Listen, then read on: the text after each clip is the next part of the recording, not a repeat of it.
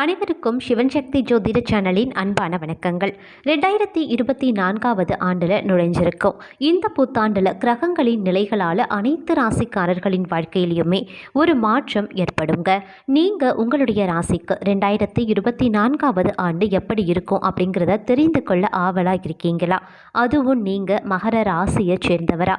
உங்களுடைய ராசிக்கு 2024வது ஆண்டு எப்படி இருக்கும் அப்படிங்கிறத தெரிந்து கொள்ள விரும்புகிறீர்களா?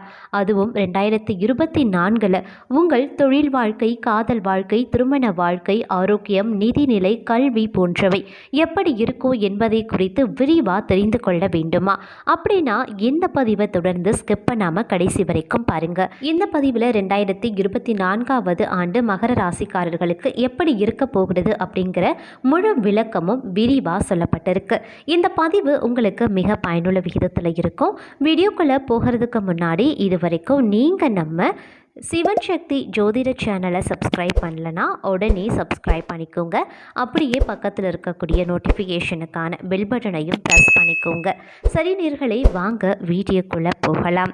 2024வது ஆண்டு உங்களுக்கான பலன்கள் எப்படி இருக்கும் அப்படிங்கிறத ரெண்டாக பிரிச்சுக்கலாம். வருடத்தின் முதல் 3 மாதங்கள் ஒரு விதமாக பலன்களையும், எஞ்சிய 9 மாதங்கள் வேறு விதமான பலன்களையும் உங்களுக்கு தருங்க. வருடத்தின் முதல் 3 மாதங்களான ஜனவரி, பிப்ரவரி, மார்ச், இந்த 3 மாதத்தில் பார்த்தீங்கன்னா குரு பகவான் மேஷ ராசியில் அமர்கிறாரு. நீண்ட நாட்களாக ஒரு நல்ல வாகனத்தை வாங்க வேண்டும் அப்படின்னு ஆசையாக இருந்த உங்களுக்கு உங்களுடைய கனவு நடக்க போகிறது அப்படின்னு கூட சொல்லலாம். சிறிய வீடாக இருந்திருக்கும். நான் வாடகை வீட்டில் வசிக்கிறேன் அப்படின்னு புலம்பிக் கொண்டே இருந்தீர்கள் அல்லவா? உங்களுக்கான ஏற்றமான காலகட்டம் வந்துவிட்டது அப்படின்னு கூட சொல்லலாம். சொந்தமாக, அதுவும் மிகப்பெரிய விசாலமான வீட்டை கட்டி குடியேற போகிறீங்க. சொந்த வீடு இல்லை, வாடகை வீட்டில் தான் இருக்கேன் என்றாலும் இருக்கக்கூடிய வீட்டை விட்டு மிக காற்றோட்டமான மற்றொரு வீட்டிற்கு நீங்கள் குடிபெயர போகிறீங்க. நீண்ட நாட்களாக மனை வாங்க வேண்டும், காலி மனையில் வீடு கட்ட வேண்டும் அப்படின்னு எண்ணியிருந்தீர்கள் அல்லவா? அந்த கனவும் தற்போது நடக்க போகிறது. 4வது வீட்டில் இருந்து மகரத்திற்கு 10வது வீட்டை பார்க்கறதுனால தொழில் முன்னேற்றம் அடைய போகிறது. உத்தியோகத்தில் சக ஊழியர்களினுடைய பாராட்டையும் பெறுவீங்க. நானும் வேலை செய்கிறேன், என்ன போல மற்றவர்களும் வேலை செய்கிறார்கள், ஆனால் மற்றவர்களுக்கெல்லாம் பாராட்டு கிடைக்குது, எனக்கு எதுவுமே கிடைக்கல அப்படின்ற ஏக்கத்தோடு இருந்த உங்களுக்கு உயர் அதிகாரிகளினுடைய பாராட்டும் சக ஊழியர்களால் பெரிதும் மதிக்கப்படுவதும் வேலை தளத்தில் புத்துணர்ச்சியும் பெறப்போகிறீங்க அப்படின்னு கூட சொல்லலாம். நீண்ட தூர பிரயாணங்களை மேற்கொள்ள போகிறீங்க.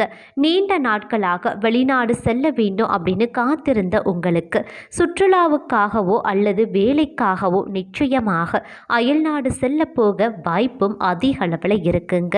அதே சமயம் இருக்கக்கூடிய ஊரை விட்டு எங்காவது மனதிற்கு நிம்மதியாக ஒரு சுற்றுலா செல்ல வேண்டும் அப்படின்னு நீண்ட நாட்களாக கனவு கண்டு கொண்டிருப்பீங்க. அந்த கனவும் தற்போது நடைபெற போகிறது அப்படின்னு கூட சொல்லலாம்.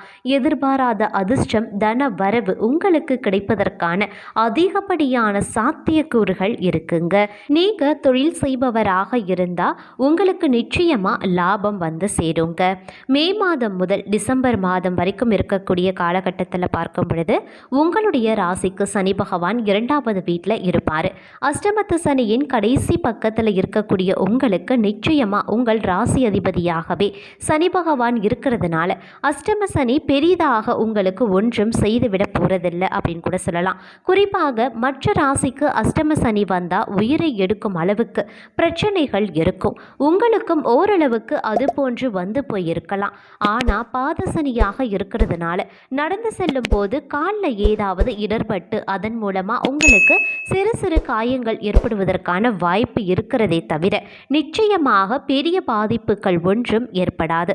குரு பகவான் உங்கள் ராசிக்கு 5வது இடத்துல மே மாதம் 1ஆம் தேதிக்கு பிறகு வரப்போகிறாரு.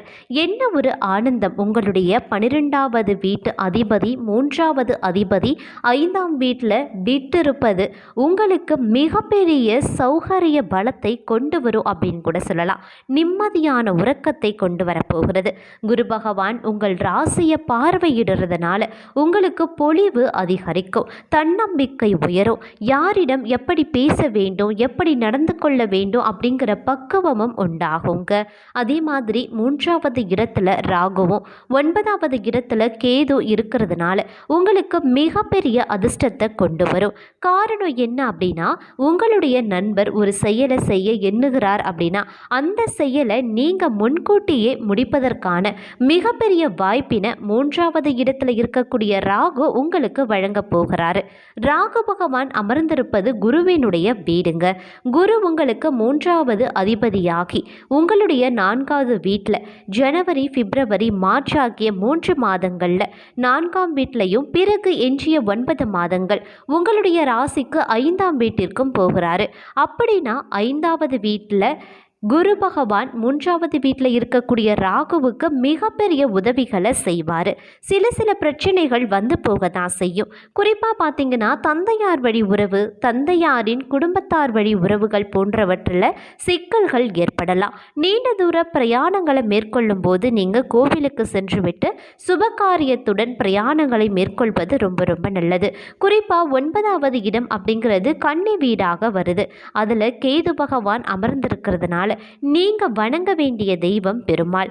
அதனால ராகு கேது உங்களுக்கு மிகப்பெரிய ஏற்றத்தையும் முன்னேற்றத்தையும் கொண்டு வர போறாங்க அப்படின்னு கூட சொல்லலாம். உங்களுடைய வாழ்க்கையில நீங்க எதையெல்லாம் சாதிக்க வேண்டும் அப்படின்னு ஆசைப்பட்டீங்களோ அது எல்லாத்தையுமே மே மாதத்துல இருந்து டிசம்பர் மாதம் வரைக்குள்ளான காலகட்டத்தில் நிச்சயமா சாதிப்பீங்க. குறிப்பாக பூர்வீகம் சம்பந்தப்பட்ட சொத்துக்கள் உங்களுடைய கைக்கு வந்து சேரப்போகிறது. உங்களுக்கான புத்திர பாக்கியம் மிகச் சிறப்பாகவே இருக்கு அப்படின்னு கூட சொல்லலாம். திருமணமாகி வெகு நாட்கள் ஆகிவிட்டது, புத்திர பாக்கியம் இல்லை அப்படின்னு ஏக்கத்துடன் இருக்கிறீர்களே, கவலையே வேண்டாம். வருகின்ற மே மாதம் முதல் உங்களுக்கான புத்திர பாக்கியத்திற்கான ஒரு நல்ல நாள் ஸ்டார்ட் ஆகிவிட்டது அப்படின்னு கூட சொல்லலாம். இப்படியான சூழ்நிலையில் உங்களுடைய மனதிற்கு பிடித்தமான செயல்கள் அனைத்துமே நிச்சயமா நிறைவேறி உங்களை ஆனந்தத்தில் ஆழ்த்த போகிறது, உங்களை மகிழ்ச்சியில் ஆழ்த்த போகிறது இந்த புத்தாண்டு அப்படின்னு கூட சொல்லலாங்க. அதே சமயம் சனி பகவான ராசிநாதனாக கொண்டவங்க தான் மகர ராசிக்காரர்கள்.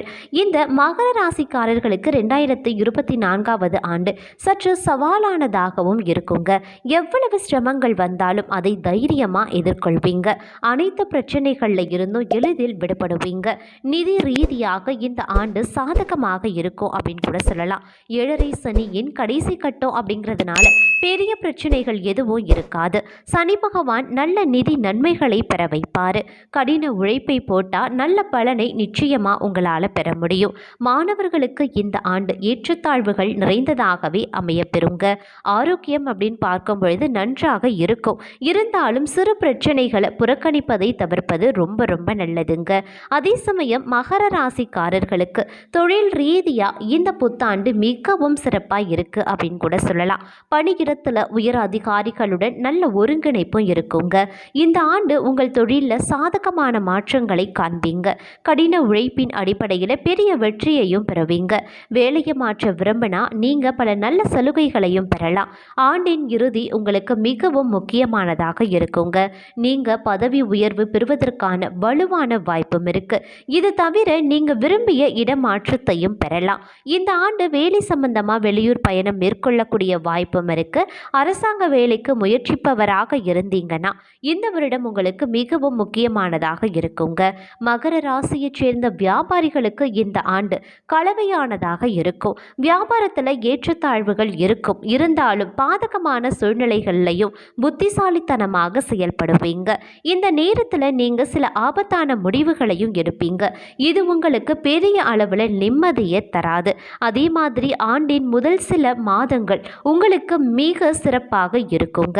இருந்தாலும் எந்த ஒரு கவனக்குறைவையும் நீங்கள் தவிர்க்க வேண்டியது அவசியமாகிறது. கவனக்குறைவோடு இருக்கக்கூடிய பட்சத்தில் உங்களுடைய கடின உழைப்பு வீணாகிடும். அதனால் இந்த காலகட்டத்தில் நீங்கள் கொஞ்சம் முடிவுகளை எடுக்கிறதுலையும் சரி, கவனக்குறைவாக இருப்பதையும் சரி கொஞ்சம் பார்த்து செயல்பட வேண்டியது அவசியமாகிறது. புத்திசாலித்தனத்துடன் நடந்து கொள்ள வேண்டியது முக்கியமான ஒன்று அப்படின்னு கூட சொல்லலாம். மகர ராசிக்காரர்களினுடைய குடும்ப வாழ்க்கையை பொறுத்த வரைக்கும் 2024வது ஆண்டின் தொடக்கம் சிறப்பாக இருக்கும். இருக்கும். இந்த ஆண்டில் நீங்கள் உங்களுடைய குடும்பத்தினருடன் போதுமான நேரத்தை செலவிட முடியும். இருந்தாலும் ஏப்ரல் மாதத்திற்கு பிறகு உங்களுக்கு சிரமங்கள் நிறைந்ததாக இருக்குங்க. சகோதர சகோதரிகளுக்கு உடல்நலம் தொடர்பான பிரச்சனைகள் வரலாம். அன்புக்குரியவர்களுடன் உங்களுக்கு கருத்து வேறுபாடுகள் ஏற்பட வாய்ப்பிருக்கு. இருந்தாலும் எந்த சூழ்நிலை இருந்தாலும் நீங்க கோபத்தையும் அவசரத்தையும் தவிர்க்க அறிவுறுத்தப்படுறீங்க. ஆண்டின் இறுதியில் நீங்க உங்கள் குடும்பத்துடன் சில மத ஸ்தலங்களுக்கு சுற்றுலா செல்லலாம். உங்களின் இந்த பயணம் மிகவும் அற்புதமாய் இருக்குங்க. திருமணமான மகர ராசிக்காரர்களுக்கு 2024 ஆண்டின் தொடக்கம் சாதகமாயிருக்கும். ஏப்ரல் மாதத்திற்கு பிறகு உங்களுக்கு சிரமங்கள் நிறைந்ததாக இருக்கும். உங்கள் வாழ்க்கை துணையின் உடல்நலக் குறைவால் சில பிரச்சனைகளை சந்திக்க நேரிடலாம். மோசமான உடல்நலம் காரணமா உங்கள் அன்புக்குரியவங்க எரிச்சல் அடையலாம். இப்படிப்பட்ட சூழ்நிலையில சின்ன சின்ன விஷயங்களுக்கு உங்களுக்கிடையே வாக்குவாதம் ஏற்பட வாய்ப்பிருக்கு. அக்டோபர் முதல் டிசம்பர் வரையிலான காலம் உங்களுக்கு சிறப்பாகவே இருக்குங்க. இந்த காலகட்டத்தில் உங்கள் வாழ்க்கை துணையுடன் மிகவும் சிறப்பான நேரத்தை செலவிடுவீங்க. காதலிப்பவர்களுக்கு 2024 ஆண்டு நன்றாகவே இருக்கும். இந்த ஆண்டில் உங்களுடைய உறவு இன்னும் வலுவடையும். உங்களுக்கிடையே அன்பும் நம்பிக்கையும் அதிகரிக்கும். ஜூலை மற்றும் ஆகஸ்ட் மாதங்கள் உங்களுக்கு சற்று கடினமாக இருக்குங்க. இந்த காலகட்டத்தில் உங்கள் உறவு மோசமாக மாற வாய்ப்பிருக்கு.